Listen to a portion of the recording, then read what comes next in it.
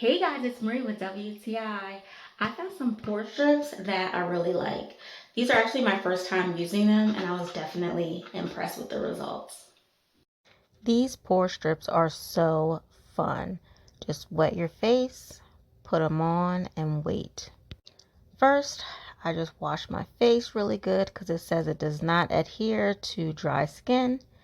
I even put them on my eyes because I feel like that was needed. And then I just sat and wait for like 15 minutes. When I pulled it off, I could definitely feel that it was opening my pores. I can tell that my skin is way more soft and moist. And as you can see, what was removed. So if you're looking for some pore strips that are at a good price point and work well, I would highly recommend this product. I like it. It leaves my skin feeling nice and soft. I would highly recommend this product. And that's my point of view.